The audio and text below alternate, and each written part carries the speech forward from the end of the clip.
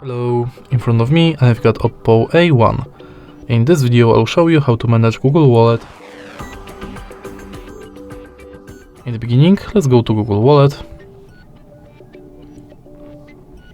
And as you can see from the homepage of this app, you can add payment cards, check quick tips, and manage your passes.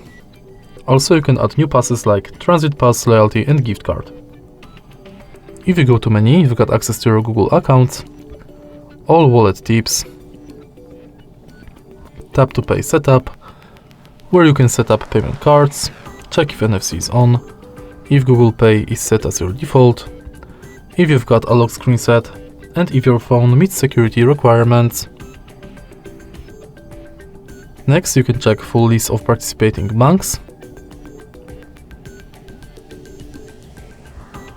And in Password Manager, you can manage all of your saved passwords. In your data in Wallet, you can manage payments data and passes data. In Wallet settings, you can manage payments profile, add passes from Gmail, enable or disable review purchases, updates about your passes, and updates from Wallet and Google Pay. In the end, you can go to help and feedback. And that's basically it. If you find this video helpful, please leave a like, comment and subscribe.